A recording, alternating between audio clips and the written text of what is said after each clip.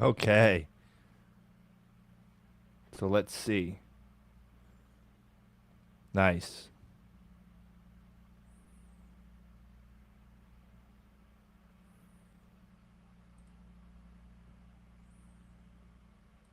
All right.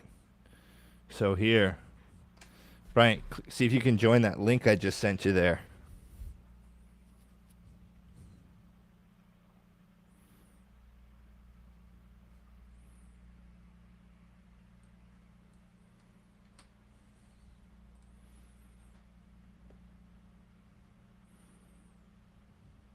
See if that brings you in here. Let's see if it works.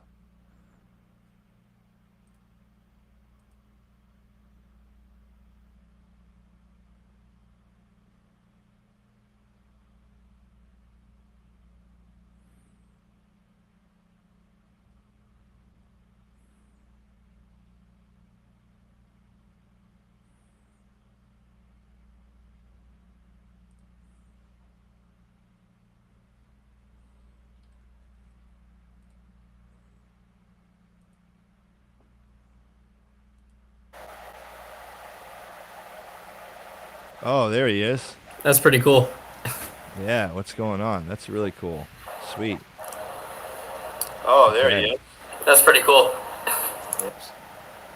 Had to So get out that's of the other screen so we didn't repeat. But yeah, there's a little bit of a lag. It's all good. So thank you for joining up here, impromptu. I hadn't done this before. This is the yeah, first YouTube live I did. So, well, I've done them, but I have a program where it lets you put a video you previously recorded as a live. So, I've never done like a true live. So YouTube live, I guess, is one person, and then you have to do the software like this. yeah, this is pretty sick. Cool. All right. Yeah, So, I'm just in my work attire right now, all making good. making some dials today. Not a ton of luck today so far, but not really.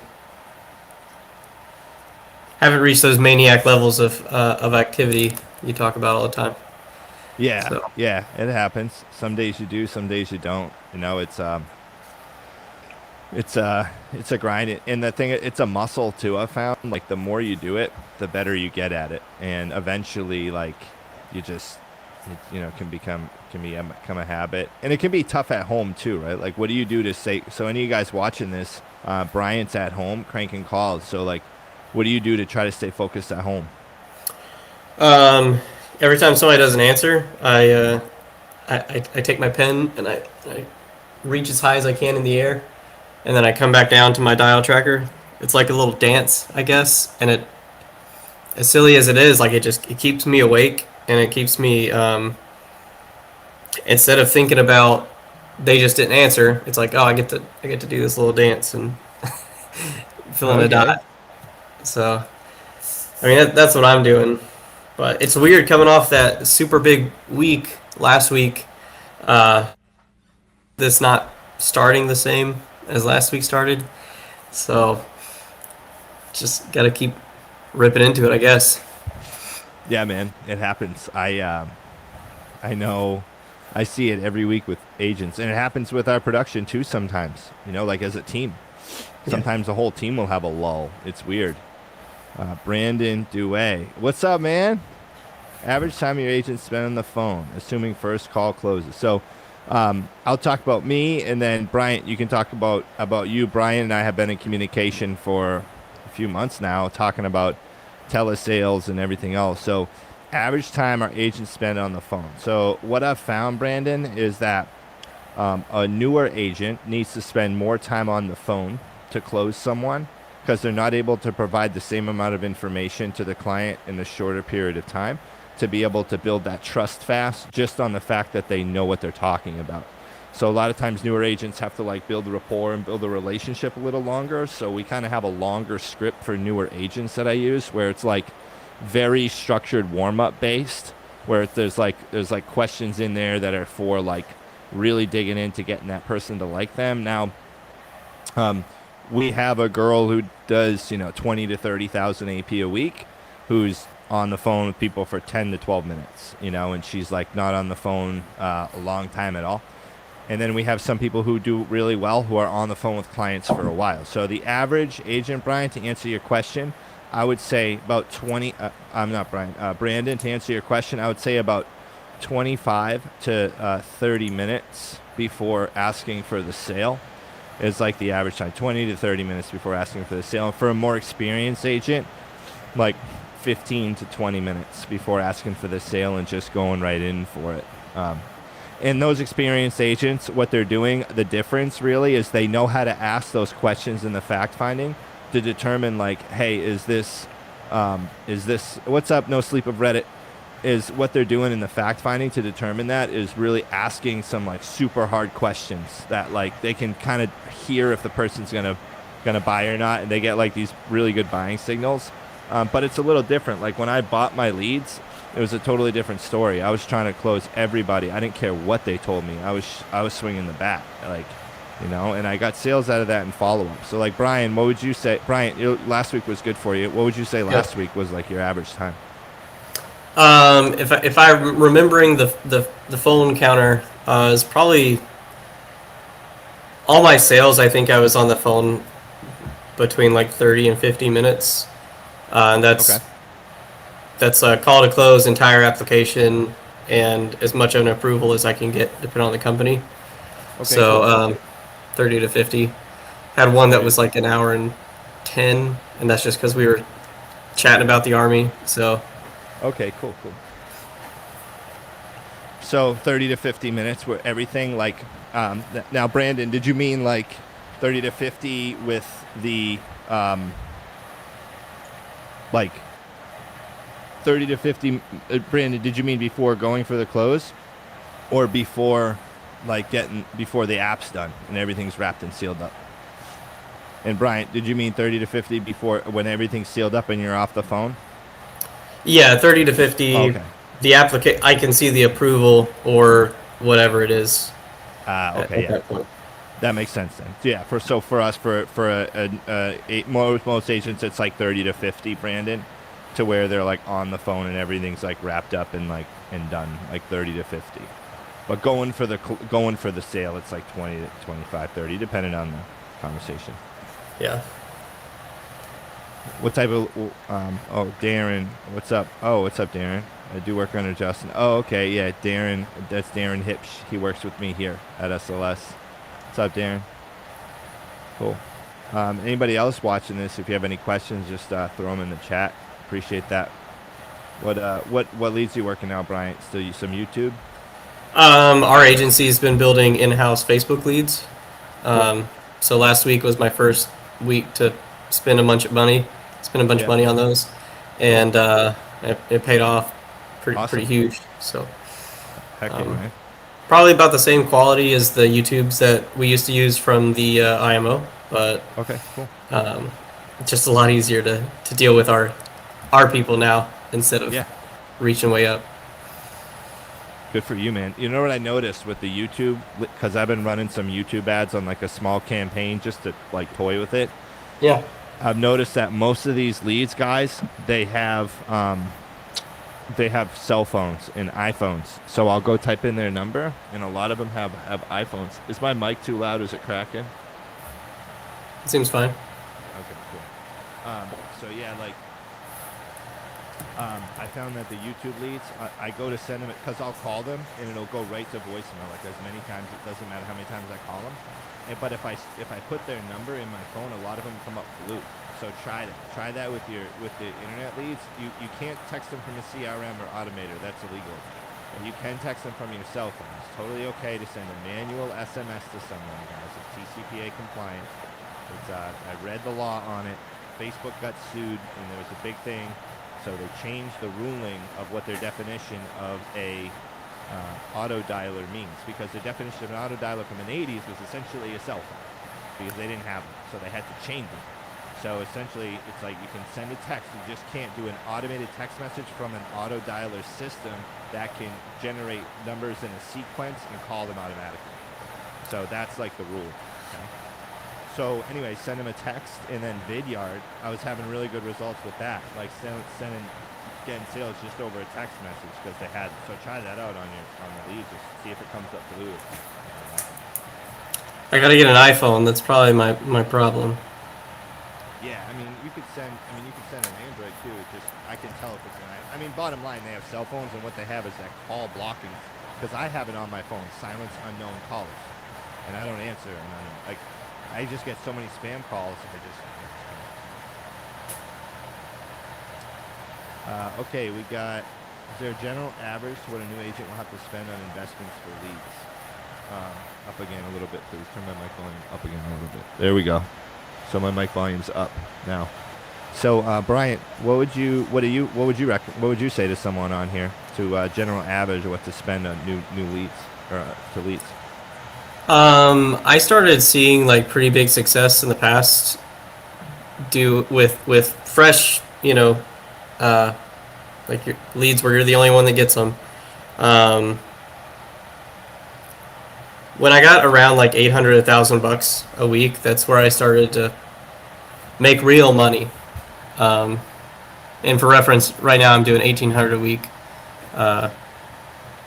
and it's been paying off pretty huge. So cool. So I don't know if I would go much more than this though, because I'm getting a lot of leads. So yeah, sweet. So guys, what he's saying there is you got to invest in. You can't be scared to spend money, right? Like. And the thing is, too, you're going to have deals that you have to have a bunch of deals in the pipeline to eat up chargebacks in the future. You got to have them because some deals are going to fall off. You're going to get some submitted to the carrier, and they're going to say, oh, approved, and then they kick it back like a week later, and they're like, oh, no, actually, it's not because this or whatever. So you're going to have that happen. So you can't rely on, like, just a couple deals. You got to, like, spend that extra money. If you go from face-to-face to telesales, you're going to have a little bit lower ROI typically on your investment because that just is what it is. If you buy 40 direct mail leads in a zip code and go and knock on the doors, then you're going to, the return's going to be crazy. But telesales, we're at home banging calls on the phone, so your ROI will be lower. So Bryant's spending more money, but to make more profit. So, and it's like proportionally more profit too. Like, I'm not just making, double what I was. It's much more than that. So it kind of compounds, I think, because you get the numbers are more likely to work in your favor, I think, when you've got more numbers to work with. Yeah, definitely. Because then you're going to have more laydowns and, like, low-hanging fruit. And then also, like, you're not bugging out about like one, like it's better. I found it's hard to have just the right amount of leads. You either have too many or too little, right? Yep. Yeah, that's too many. So Brandon said, solid, Brian. What type of resources are you running? Self-generated from Facebook or YouTube or callbacks? These are all Facebook leads. That, like I said, our agency's making, so they they click on it, they fill it out. A lot of the sales I have were pre-booked, so someone could fill out the lead, I would get that, and then they could go to the next page and schedule on my calendar, and then I call them. A lot of them don't answer, but the ones that do are more likely to know what's going on. Yeah, they're pretty serious. Do you have any click-to-calls on the landing page? Like click here to call now? No. Yeah, that's hard if you run them at night. I ran into that because my YouTube ones do. I get calls literally, like, and it's cool because on the YouTube ones with the callback thing I get about a 60 to 70% of the leads calling me directly from the ad. But I have it on a low spend, so it probably spends at night when they're like super cheap, right? And then I'll get a call at like 3:15 in the morning. It's like, for someone that, but it's cool because it's working. But I can see where if you're running them all day, the appointment would make sense. Yeah. So anything I put on my calendar, it kind of like blocks out that time, so I'm not, having something planned and then have an appointment at the same time. So it works out really well. Awesome. Cool. So Brandon, he said he's doing callback I'm sure you heard that, but not callbacks. He's doing Facebook leads, and he's having some schedule appointment. Give him the option to schedule an appointment, essentially. Darren here. Does it matter if you think an agent? Does it matter? You think if an agent has? Darren's studying for his insurance license, by the way, so he's going to be soon. Does it matter? You think if an agent has the social media or not? I'm not on any social media platform at all. No. The guy who owns our agency is a multi-millionaire, and he does not have a single social media account. And I know there are plenty of guys in the business who are big who don't have any social media accounts. Oh, and real quick, I'm just going to clarify this for him, Bryant. Darren, when Bryant says Facebook leads, he's paying to advertise on Facebook. He's not like posting, like, you know, to friends and family that are just blowing his feet up for. Yeah. Those are the coldest leads you'll ever hit. Mm-hmm. So Joel Girbellini wants to ask you, Bryant, what are the most common rejections or objections that you get? With these, the most common.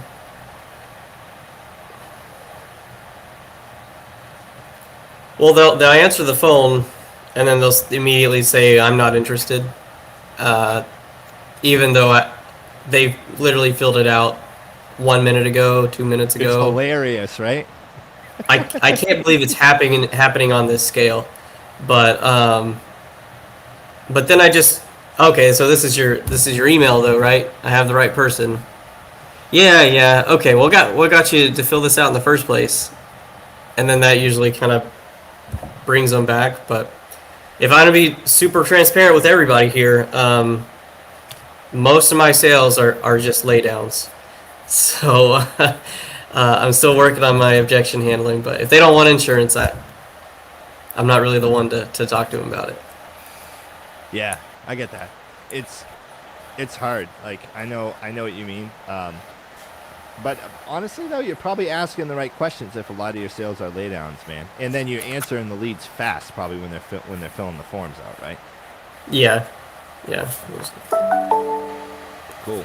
Sweet. I'm sure you recognize that. Yeah. So I would use if I called someone right away, and I've used this on the Facebook lead forms. I mean, the YouTube stuff, called, they say, I'm not interested, hang up, and I text them, and I say, look, I can get you all the information through a text message. Would that work for you? And then sometimes people, I think, when they go online and they fill out a form, they feel like they're going to get a quote right away, and they don't. And they can be like, you know, so you can give that a shot. And then use the, you know, the rebuttals page thing where it's like, yeah, no worries, I'm not asking, you know, I get it. I'd be surprised if, I'm not asking you to do anything today. Don't worry, I'm just going to get you some information. But still, even then, it's hard. I love the people who are like, oh, yeah, I already took care of that, right? And it's a minute. Yeah. It's like, well, I think what you did is you asked for my help a minute ago, and so now I'm here to give that to you. So you took care of that part, but unless you gave anybody your social, I don't think you've taken care of it, you know. So another big one is, you know, I've already got insurance. I was just checking to see, you know, what this is all about or whatever. And sometimes they're really good. Talked to a lady the other day, had a ton of permanent coverage. She was super set. Said, I think you're in a good position, you know. But then you'll talk to others who are like, oh, yeah, I've got this particular company who we typically know is very overpriced or is going to have a expiration date on it. Justin knows all about all of those specifics. Yeah, so he's wondering, Bryant, how long have you been in this game? Since December. Past December. It's impressive, man. Dude, I love seeing someone come and just keep pushing, man. It's like super. What are your goals moving into the next half of 2022? Yeah, so I have my goal is to focus on residuals. So I've switched a lot of my contracts to as earned, except one, so that I can still make enough money. But I just have a certain number of monthly income I want to hit. And so every time I have a sale, I subtract it from that number, knowing that the next month and it has a pre-built-in buffer for the fall off, you know. So Yeah. every time I make a sale, I add it and then I subtract from the main number, and so really just these past like 2 weeks, I've reframed my thinking from what am I going to get deposited up front compared to now I'm thinking every month. I just want every time I make a sale, it's like, oh, that's $70 a month now that I'm going to get for the next year. So Yeah. that's really the biggest goal and the most easily visualized one that I've got right now. Dude, that's huge. I love that. So, guys, what he's saying, if anybody's newer on here, he said, I don't want any advances on my policies. I want to get paid monthly, like they're giving a direct express card. Okay, so it's like he's getting paid that same. So if his annual commission is $1,000, he's getting paid $83 a month. Okay, he's not getting $1,000. He's not getting $750 up front and $250 by the end of the year. He's getting $83 a month. And the reason why he did that is because he wants like true income. Like he doesn't want to have to owe anyone money back. And obviously you said you have one, so you can get some advances, but that's huge. And we here sometimes will put people on like a monthly, almost like a monthly advance amount on everything sold that month if the business quality drops low. And people think it's to hurt them. It's really not. It's like, dude, you're gonna dig yourself so far into the hole. Yeah. And especially like some of the companies like Prosperity that I really love and they're really good for certain people, but I don't need them all the time. If I'm not as active with them, I really don't want any chargebacks. Yeah. So they were the first one I switched over. I said, why don't I just do this to all of them? So I'm excited for this. Because then you can take a month off if you need to go somewhere and you're fine, you know? So I'm excited for it. No, that's super cool, man. What's your main carrier? What's your main go-to carrier? Aflac. Aflac? Yep. Wow, I didn't know they did final expense. So I got the contract like a week ago, so they're mine now. But AmAm's been the main one to this point. Aflac. What do you like about Aflac? I've never even heard of their. Well, so I've been using Aetna for a while, and for an older population, they're really lenient on a lot of things that affect older people. Pretty cheap too. They're pretty cheap. So Aetna's pretty cheap, but Aflac pretty consistently is cheaper. So it's really just been the price disparity that has made me go AmAm over Aetna. And now that that's not there with Aflac, and they have the easiest application you'll ever use, even compared to Aflac and Aetna use the exact same underwriting application, everything. I've never used it. What is it? Ashindo underwriting, but the application? Yeah, is it super easy? It's like there's one page of questions, and then you put your beneficiary and all your like personal info in. Yeah. And then they can give a passcode. You read them this thing, and then they can give you a passcode for their signature. Oh, that's super cool. You'll have to show me sometime. I'd love to screen share with you and see it. So I'd love to check that out. Yeah. So what type of insurance do you sell? Mainly final expense. I don't know if he does some mortgage protection, but mainly final expense. For me, it's mainly final expense. I'd say 98% of everything's final expense right now. Final expense. So, Darren, final expense is smaller face amount whole life policies for people ages 50 to 85, typically maybe 50 to 90. And they're designed to protect against funerals, cremation, stuff like that. And then Joel said, what's your regular work schedule when it comes to dialing an appointment? So I know for me, it was like 9 to 8. I was like just cranking and then working. I mean, it's almost 6 and I'm going to be I got here at 7. I'm going to be here till 8, 9. So that's it. But it's different when it's pretty exhausting to dial for like 13 hours. So what's your schedule look like, Brian? Your work schedule? This morning I woke up late, so it was just like nine nine something until I've got to leave for something in about 30 minutes. And then I had something in the middle of the day. But last week is like more ideal week, and that was I'd go from like 9 to 6 or 7. So yesterday we had a team meeting at 7. I've been dialing all day, over 100 dials, and I got my one sale of the day 15 minutes before 7. So if that, Yesterday. yeah. So if that means anything, just don't stop. You Yeah. know. What's your follow-up plan look like, Bryant? What do you do for follow-up? For if they don't answer. Yeah, or like say if you get them through a presentation but they don't buy, do you have like do you follow up with them or? It depends on how they don't buy. So if they need to think about it, then okay. Well, how long do you think you need to think about that? If I call you back next week, do you think you'll have an idea? Okay, and that's kind of what I'll do, and I'll put them on the schedule for that. If that's way too much, then I put them in a certain spot in my CRM, certain opportunity list on the CRM.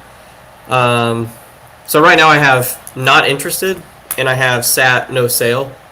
So those are two different groups of people I've got. So in the future, I think I'd like to take the sat but not no sale people. I don't know. Give them. What do you use for a CRM? It's Is it Go High Level build up? Yeah. I'm pretty sure.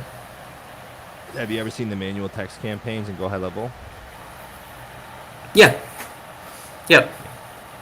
So I was just thinking something that I would do once a week for my gotta think about it at the end is make a manual text campaign and send a text with a link to a Vidyard video where you're just like, hey, it's Bryant. I know last time we got off the phone, there were some things that you had to look over before making a decision on insurance. You said you had to think about it. Just wanted to see if you thought about it.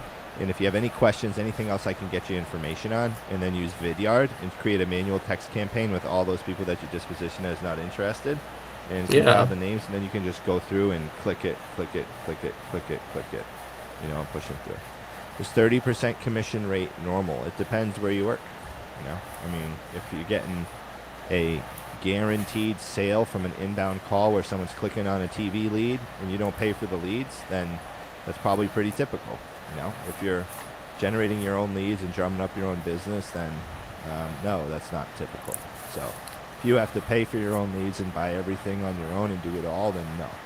But if say you're in a setup where, like I said, you're getting a TV lead calling in from a commercial and your phone is buzzing off the hook, and you can close a deal every 10 to 15 minutes, it's probably not that bad, I mean, it's probably similar. Like, you get 5-6 sales a day, so it all depends on the setup. DG, I don't know what your setup is like. So, Brandon Dewey again, on a typical day, how presentations are you guys focusing? You mean how many presentations? Oh, and at Bryant too, you can do the manual text campaign, and it kind of can avoid some TCPA stuff. All you got to do too is before you hang up with people, remember to ask, hey, is it okay if I follow up with you in a text message? Okay. Just in case they pull any crap. But most of our clients, I feel like most final expense clients, you don't really have to worry about like them being hit to the I'm not saying to violate any TCPA stuff, guys. I'm just saying, like, just get it. Hey, you're okay with us doing this? Yeah. Okay, cool. How many presentations a day are you focused on? So if I know me for my agents, I say like 7 full presentations a day. You should get a sale a day. It's like at the bare minimum, like at one sale. That's what I should. What do you have a target? What metric do you use as a target? Me? Right. Yeah. Well, my target is that because that monthly income goal I have is a 6-month target, which somebody said take a 6-month target and try and do it in 3 months. So that's the goal. But that was you that said that. But all I can do is I can reach out to as many people as possible each day. I have this dial sheet that's got 150 dials on it. I like to think that if I filled that up, that I did enough work that day to be happy to go to sleep. I don't really have like a result goal for the day except the that monthly premium goal. But I did recently, and last week that was a big difference. I started tracking my dials. Like instead of just knowing how many I had, I know this many people answered this. I got this many presentations. So anyway, Figures that stuff out. yeah. So for record, I've done like 60 dials today, and I've got 5 pickups, and I had 2 full presentations. Okay. And this has been a very sporadic day for me, so Yeah. I don't Okay. I don't think that's terrible. No, it's not. So we have Time Creator said what leads is he using? Right now he's using Facebook leads. He's used YouTube leads and gut sales. He's used, we use telemarketing callback leads, which can be a little more challenging to find like a reputable vendor. So there's all different lead types. I know I one time I had good luck because I ran Facebook leads for so long for like a large amount of people. I was providing leads before I joined SLS. Same setup, like providing leads, and so I took a bunch of them that didn't buy, and I just had a VA call them for like $4 an hour, $4 or $5 an hour, and it was just like, hey, crank through these. Here's the script you read to them. You get someone on the line, send them over, and there's a way to clean up. But you're getting them so fresh that. So he's using a VoIP line. He's not doing it off his cell phone. Ray Lauren, he's doing it. He's using Go High Level. It's a CRM that's completely fully customizable in a ridiculous amount of ways. It's like everything inclusive. It's really cool. If you have any questions about it here in different CRMs, Ray Lauren, you can just email me jve@thejve.com. I put my email in the chat there. Ray Lauren said, do you have a certain type of schedule you work consistent, like 7 a.m. to... Time Creator asked that, using cell phone or VoIP. My bad. Ray Lauren said, do you have a certain schedule you work on to stay consistent, like 7 a.m. to... VoIP is voice over internet protocol. It's a fancy for internet phone. So it's just like... it's a computer program that you call people through. That's it. It's like an online filing cabinet that you can call people through, essentially. And then what's your work schedule like to stay consistent? Well, I'll say mine, and then you can say yours. It's going to be a little different. When I dialed, I was up later. So now I'm up at 4:30. I get to the gym at 5. I try to get at the office for 6:37, and it doesn't always work that way, but and then or till 8, or I'm about to pass out, and then go home. When I was sales, it was work till whenever I could, and then wake up a little bit later. And wake up at 6, 7, get to the gym, and then I try to be at my first appointment by like 9:30, or making calls by 9:30. What's your schedule look like, Brian? When it's I know it's probably not perfect. But. So like my ideally I'd want to wake up a little earlier so I can focus on working on the business and not working in the business, but right now it's like 6:30, wake up at the gym by 7, back here, eat, ready to go by 9. And then I've got my green time from 9 to 11, and then from schedule thing. Yes, absolutely. That's awesome. Since I had that training from you, it's been in my schedule forever. Do I follow it? I don't know, usually, but 9 to 11 green time, a little break that's not usually a break, 11 to 12, and then 12 to 1 red time to fix anybody's policy, follow up with people who canceled or having issues or whatever. Then 1 to 5. Well, right now 1 to 5 green time, and then I've got to go do other stuff in the summers. But when I don't have that going on, it's 1 to 6 green time, and then finishing up, hanging out, cleaning the house, stuff like that after that. Bryant, you know what like blows my mind, man, is you're applying so much stuff that like we went over, and I have so many agents that sit through training with me every week that probably goes, I know it goes in one ear out the other, and they don't really apply it. But the reason I think you applied it, and I wish I could do this, but I can't, and I never would. I only wish I could from a commitment standpoint, is because you paid to be there. Yeah. Right? Because Bryant's not in my agency, but he paid me to bring him through some training stuff, and a few other people, and like that's what we covered: goal setting, scheduling. There was no like in-depth view at our agency. It was just like, hey, here's a script. Here's how you bring people through a sale. Here's how you can handle some stuff, and then goal setting, scheduling, and like it's the reason I say that. I know you write that schedule down. I had to implement a new thing where like if any agents that work with me don't submit a schedule, then they're not going to get help from us. They can still work and dial, but they're not going to get help. And you'd be surprised how many people like didn't have a schedule that have been here a little bit or like went through the training. So it's just really cool to see you applying it, and it's like, dude, you're like, and guys, I did not bring Bryant on for like a testimony that like, that like, but it's just cool to see you apply stuff that worked for me, and have it like produce some results for you. So it's awesome, man. Why is Ashley? She's a pretty girl. She's a pretty woman. That's it. So why is Ashley so hot? Genetics, and she takes care of herself. So there you go. So nature. Ray Lauren, were you able to make money in your first few months in joining SLS? Yes, I was. A lot of agents aren't. A lot of agents aren't able to make money in insurance to begin with, right? So our setup's a little different. We have 50% commission, and we provide all the leads. So I truly think if someone can make it in insurance, they can make it anywhere. It took me a little bit to find myself and figure out my life and figure out how this worked before I found a home at SLS. Maybe if I like started at SLS and then went to New York Life and then went independent, like did it backwards or whatever, then went independent, then New York Life, maybe I'd be like doing well at New York Life now. I don't know. But it's hard, guys. The first year in insurance, it takes a few, and Bryant's like an anomaly of him like figuring it out real fast. Like most people, you're probably like, I'm still figuring it out. Yeah.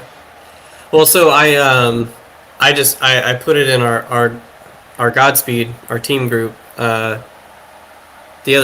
Last week, I was like, hey guys, just let you know, I made more today than I made in my first 3 months.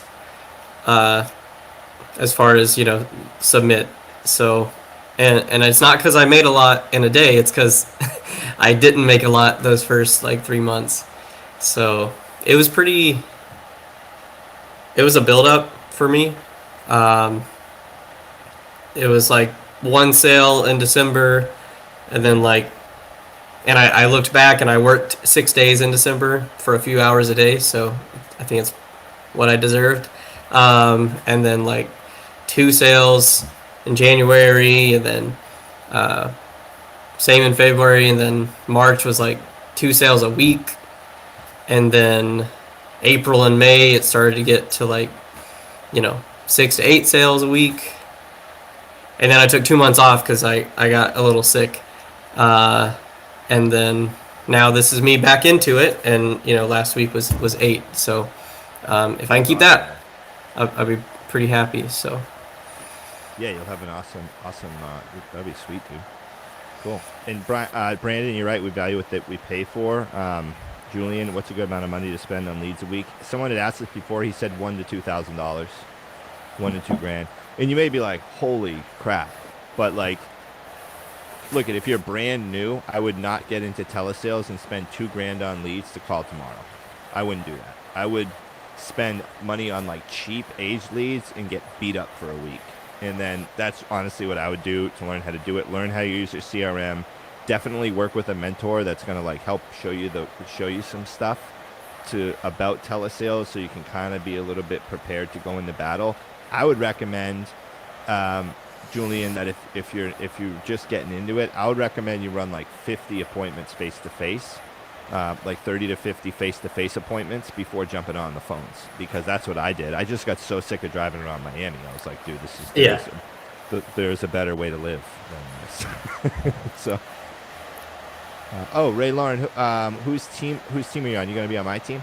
So she said she's joining SLS. Yeah, I mean, I didn't mean that to discourage anybody or whatever. It was like I love SLS where I am. All I'm saying is that people come in this with a misconception of how much time, energy, and effort it's going to take to be successful, and it's like you gotta like.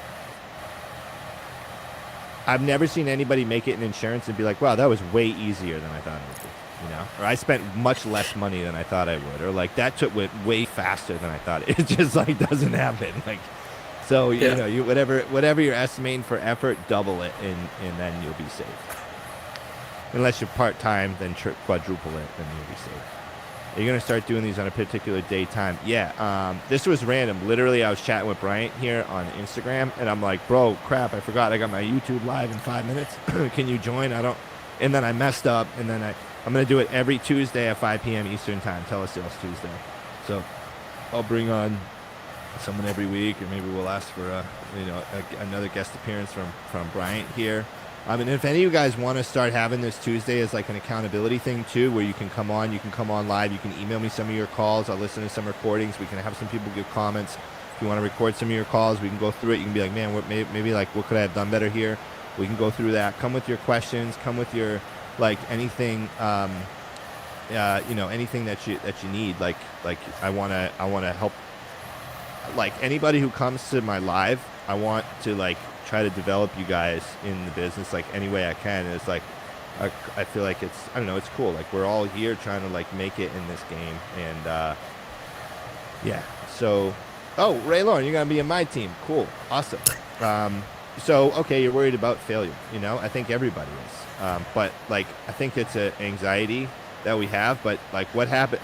I started focusing from what happens if I fail to what happens if I succeed, and it kind of changed the perspective on things. Like, well, what if I make, we're programmed to move away from things that hurt us, but we don't want it to back us into a corner where we think the whole world is going to be out to get us, you know? So you got to take some chance. And if you're uncomfortable, Ray Lauren, then you're going to grow. So you're going to grow more in discomfort than you do in comfort. That just is what it is. Like you're always, like the more uncomfortable you can get consistently, you're going to grow faster. That's just is what it is. Telesales Tuesday, love it. What's the biggest piece of advice for a new agent? Get set on your goals and get set on your schedule. That's it. I don't even care how good you are at sales. You can learn the talent. You can learn that. Because when you're set on your goals, you stay enthusiastic. When you're enthusiastic, you can persist for long periods of time towards a single objective, okay? So you can be consistent. When you're enthusiastic, you have control over your environment. Your environment doesn't have control over you. So you can persist through those goals, you can push, and then getting set on your schedule and being like very disciplined with that is like, hey, I have to put in the time to do it. Because the people who are successful in this business, most of them weren't the best agents. They just stayed through and stuck through, and that's what made them ended up having them be the best. Schedule is easy peasy, time management is my forte. We will see. I believe it.